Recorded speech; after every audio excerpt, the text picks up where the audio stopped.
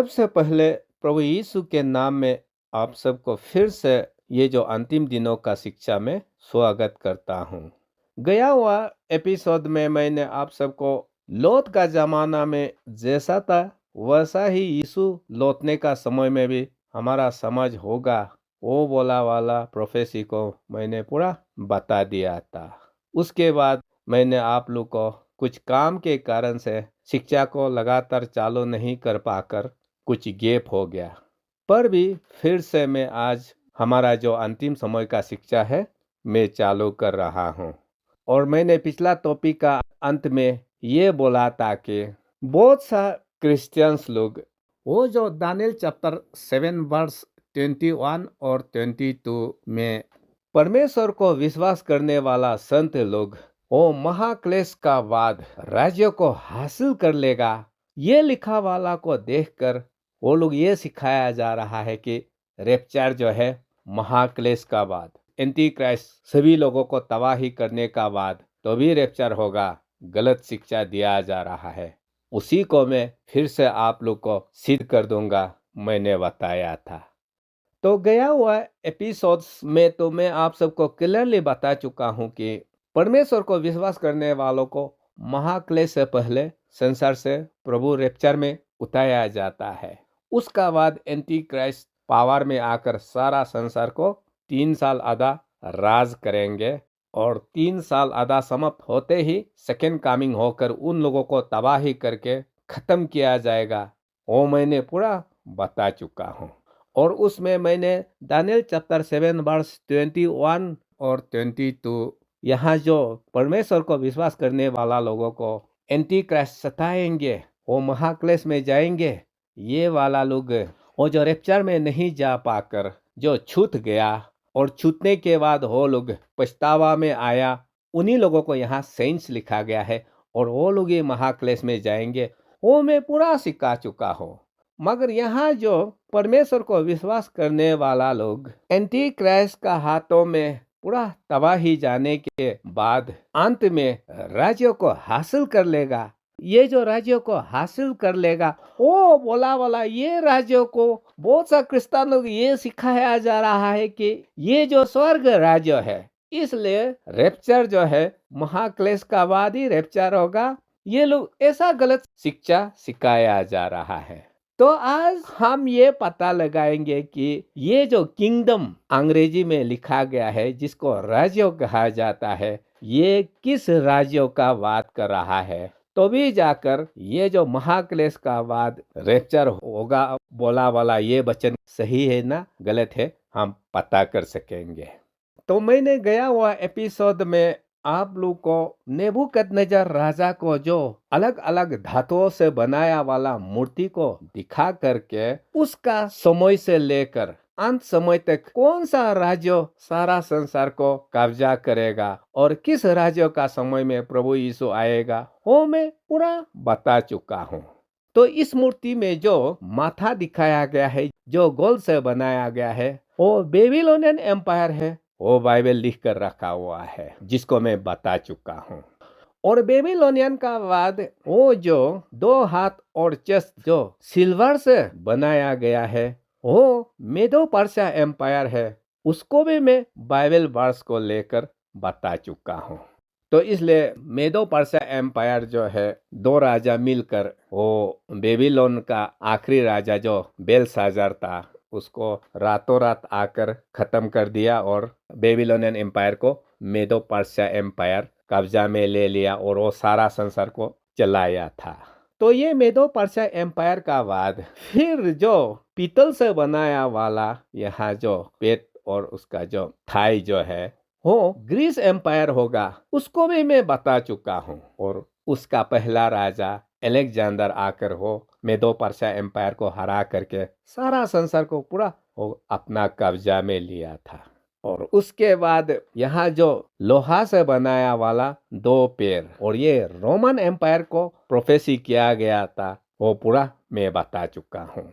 इसलिए Greece empire का बाद रोमन आया और उन दिनों में रोमन एम्पायर जो है बहुत बड़ा होने का कारण से 2 जगह से राज किया था, एक तो रोम से, दूसरा जो है कॉन्स्टेंटिनोपल तुर्की से। इसलिए यहाँ दो पैर रोमन राज्यों को दिखाया गया है।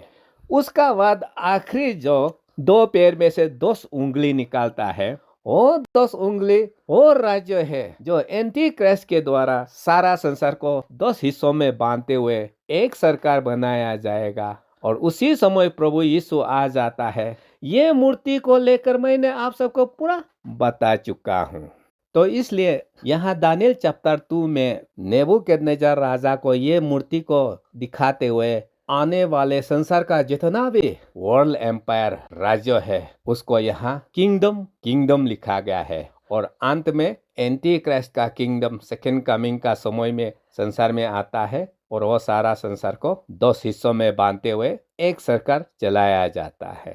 तो इसलिए दानियल चैप्टर 2 वर्स 44 में यहाँ क्या लिखा है, वो जो पैर का 10 उंगली वाला राज्यों का समय में परमेश्वर अपना राज्य को इस संसार में स्थापित किया जाएगा जो कभी खत्म नहीं होगा, यहाँ लिखा है। और ये प्रभु का जो राज्य आने वाला हो, क्या राज्य है, वो है मिलेनियल किंगडम जो 1000 वर्ष का है। और वो 1000 वर्ष अंत होने का बाद फिर से प्रभु का राज्य लगातार चलते रहेगा। वो रिविलेशन चैप्टर 21 वो उसमें पूरा लिखा हुआ है। तो इसलिए एंटी क्राइस्ट और उसका जो 10 राजा मिलकर जब सारा संसार को अंधकार शक्ति से चला रहा होता है, तो दानियल चैप्टर 2 वर्स 34 और 35 में यीशु को एक पत्थर का रूप में दिखाते हुए एक पहाड़ से निकाल करके वो जो नेबूकदनेस्सर राजा मूर्ति देखा गया पैर का जो 10 उंगली को हिट करता है और मूर्ति पूरा तितर बितर होके उड़ जाता है।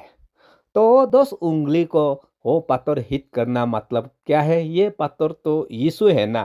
वो न्यू टेस्टामेंट बाइबल में भी लिखा है और ओल्ड टेस्टामेंट में तो और भी क्लियर है। ये जो पत्थर अनकट बिना टुकड़ा किया वाला ये यीशु है बोलकर वह क्लियर कट लिखा हुआ है। तो इसलिए यीशु कब सेकेंड कमिंग होकर उसका राज्य को बसाता है? वो जो एंटी क्राइस्ट का जो सारा संसार को 10 राज्यों में बांध कर एक सरकार चलाया जाएगा। और ये जो 10 किंगडम्स राज्य जो एंटी क्राइस्ट राज करने वाला है उसको बनाएगा बोलकर यूएनओ में बार बार सारा संसार को 10 डिवीजन मैप बना करके वहाँ डिस्कस किया जा रहा है। वो मैं पूरा आप लोग को बताते आया हूँ।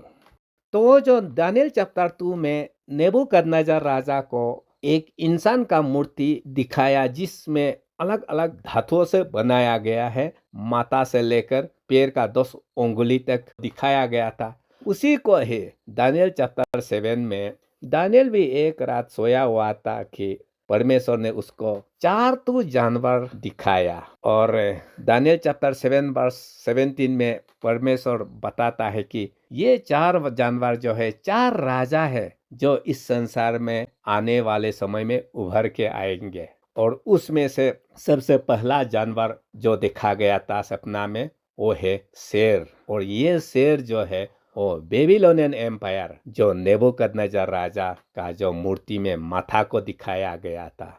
उसका बाद दूसरा जानवर वो देखा था वो है भालू। और ये भालू जो है वो बेबीलोनियन एम्पायर का बाद जो मेदो पर्शिया एम्पायर आने वाला था उसको ये जो भालू का रूप में दानियल को दिखाया गया था। उसके बाद तीसरा जानवर जो आया है वो भाग लियोपार्ड। और ये भाग जो है वो जो मेदो पर्शिया एम्पायर का बाद जो ग्रीस एम्पायर आने वाला है, ग्रीस एम्पायर को यहाँ पर एक बाघ का रूप में दानियल को दर्शन में दिखाया। और ग्रीस एम्पायर का बाद जो रोमन एम्पायर आने वाला था उसको दानियल को एक डरावना जानवर जिसका संसार में कोई नाम नहीं है वो दिखाया गया है। और अंत में वो जो डरावना जानवर का माथा में से 2 सिंह निकाल के आता है। और ये 2 सिंह वो राज्य है जो नेबूकदनेस्सर राजा को मूर्ति दिखाया गया था। उसका 2 पैर का 10 उंगली उसको यहाँ पर 10 सिंह में दिखाया गया है। और दानियल चैप्टर 7 में क्लियरली लिखा है कि ये 10 सिंह जो है 10 राजा है जो यीशु मसीह सेकेंड कमिंग का समय में सारा संसार को 10 हिस्सों में बांधते हुए एंटी क्राइस्ट का साथ एक सरकार बनाया जाएगा, वो बोला वाला। इसलिए यहाँ जो दानियल चैप्टर 2 में भी जितना भी किंगडम यानी कि राज्य लिखा गया है वो कौन सा राज्य का बात किया है? वो इस पृथ्वी का राज्य, इस संसार का जो किंगडम, उसको वहां पर राज्य या किंगडम लिखा गया है। और उसी को ही दानियल चैप्टर 7 में अलग अलग जानवर दिखाते हुए, ये अलग अलग जानवर लोग इस संसार में कितने राज्य आएंगे एंटी क्राइस्ट राज्यों का समय तक। तो इसलिए दानियल चैप्टर 7 में भी जितना भी किंगडम लिखा गया है वो इस पृथ्वी का राज्य है।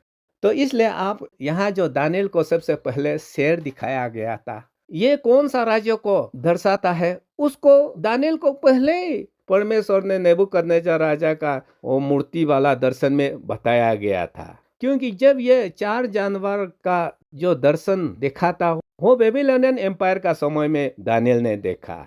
इसलिए दानियल को क्लियर मालूम था कि ये शेर जो है बेबीलोनियन एम्पायर है। इसलिए दानियल चैप्टर 7 में ये शेर कौन सा राज्य को दर्शाता है नहीं लिखा है। मगर बेबीलोनियन एम्पायर का बाद जो नेक्स्ट राज्य आने वाला है उसको तो परमेश्वर ने दानियल को क्लियरली बताया है, वो है मेदो पर्शिया एम्पायर कहते हुए दानियल चैप्टर 8 वर्स 3 में लिखा है। और उसको दानियल चैप्टर 8 वर्स 20 में भी लिख के रखा हुआ है। और वो मेदो पर्शिया एम्पायर का बाद कौन सा राज्य सारा संसार को राज करेंगे, वो उसको Daniel chapter 8 verse 21, Daniel chapter 10 verse 20 में यहाँ क्लियरली लिखा हुआ है कि वो ग्रीस एम्पायर सारा संसार को मेदो पर्शिया का बाद राज करेंगे लिखा है। और ये ग्रीस एम्पायर का बाद जो एम्पायर आने वाला है और रोमन एम्पायर होगा बोलकर उसको रिविलेशन चैप्टर 17 वर्स 9 में जॉन लिख के रखा हुआ है। कहता है कि 5 राज्य गिर चुका है, एक अभी मौजूद है, वहां लिखा है। तो 5 राज्य जो गिर चुका है जॉन का समय से पहले, वो लोग कौन था? तो ऐसे में आप लोग ये जानना है कि जो जो राज्य इजराइल देश को कंट्रोल किया है उन राज्यों को सिर्फ हिसाब करना है। सबसे पहले शुरू में इजराइल को कौन कंट्रोल किया था? वो है इजिप्ट, जो मोजेज और जोसेफ का समय में था। लेकिन वहां से परमेश्वर मोजेज के जरिए उन लोगों को निकालकर कानान देश पहुंचाया गया था। और उसका बाद इजराइल को कौन राज्य कंट्रोल किया था? वो है असीरियन एम्पायर। वो बाइबल में पूरा लिख के रखा हुआ है और मैं बता भी चुका हूँ। और इजराइल का नॉर्दर्न 10 ट्राइब्स को उन लोगों का पापों के कारण से असीरियन राजा आया और पूरा उन लोगों को अपना राज्यों में बिखार कर नौकर चाकर बना करके यहूदी लोगों को कब्जा किया।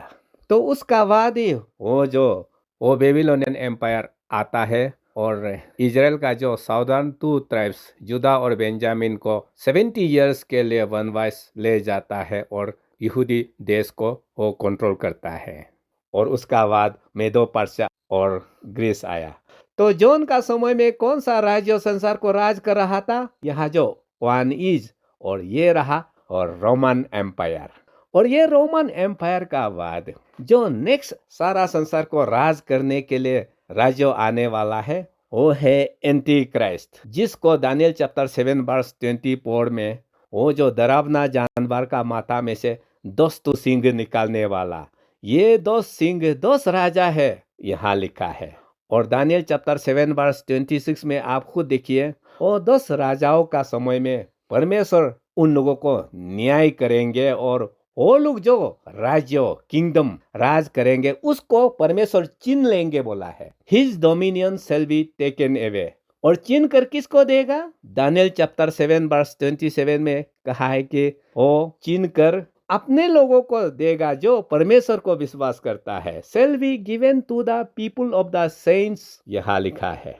तो इसलिए जब सेकेंड कमिंग होता है तो एंटी क्राइस्ट और उसका जो राजा है और उसको जो मानकर सारा संसार में खराब जीवन एंटी क्राइस्ट को पूजा करके जी रहा है, वो सबको सेकेंड कमिंग का दिन में खत्म करता है। और जो राज्य वो लोग राज कर रहा है वो राज्यों को परमेश्वर लेकर सेकेंड कमिंग का दिन तक जो प्रभु को विश्वास करके जिंदा होकर निकालने में कामयाब हो गया, उन्हीं लोगों को इस दुनिया का राज्य को सौंप दिया जाएगा। इसी चीज को ही यहाँ पर दानियल चैप्टर 7 वर्स 21 में और वर्स 22 में वो एंटी क्राइस्ट परमेश्वर को विश्वास करने वालों को ठीक से धुलाई करने देने के बाद एक समय ऐसा आ जाएगा कि वो लोग इस संसार का राज्य को हासिल कर लेगा, ये वाला बात होता है।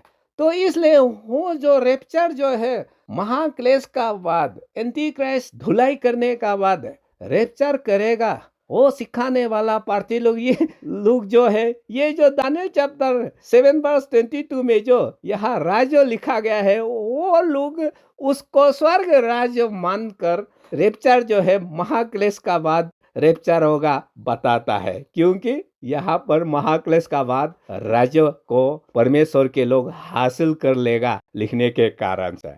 तो इसलिए यहाँ जो राज्य लिखा गया है ये स्वर्ग राज्य नहीं है। हाँ, ये जो है इस पृथ्वी का राज्य जो एंटी क्राइस्ट राज करके चला रहा था, उसको परमेश्वर चीन कर सेकेंड कमिंग का दिन तक जो प्रभु के लोग जिंदा होकर निकालने में कामयाब हो गया, उन्हीं लोगों को सौंप कर फिर से यहाँ शादी ब्याह करके जनसंख्या बढ़ाया जाएगा, जिसको मैं बार बार आप लोग को पहले बता चुका हूँ। इसलिए रेप्चर जो है महाक्लेश का बाद या एंटी क्राइस्ट राज करने का बाद बिल्कुल नहीं होता है। हाँ, ये लोग उल्टा पुल्टा बाइबल को अच्छा से नहीं पढ़कर ये राज्य स्वर्ग राज्यों का बात कर रहा है ना, इस पृथ्वी का राज्यों का बात कर रहा है ना, वो अच्छा से नहीं देखकर बस राज्य देख लिया और उसको स्वर्ग राज्य समझकर रेप्चर जो है महाक्लेश का बाद होगा, ऐसे गलत शिक्षा सिखाया जा रहा है। तो इसलिए रेप्चर कभी भी महाक्लेश का बाद नहीं होगा। मैं ब्लड सिग्नेचर करके रह भी सकता हूँ, रेप्चर तबाही का बाद यानी कि सेकेंड कमिंग का दिन में बिल्कुल नहीं होगा, बल्कि महाक्लेश से पहले रेप्चर होगा। ये आप लोग याद रहना। तो आने वाले समय में रेप्चर जो है महाक्लेश से पहले होगा कहते हुए और भविष्यवाणी है, जिसका ऊपर चर्चा करने के लिए सबसे पहले मैं आप लोग को एक एपिसोड बताना चाहता हूँ, वो है सेदो प्रोपेसी। तब तक के लिए प्रभु आप सबका साथ बना रखे। Thank you.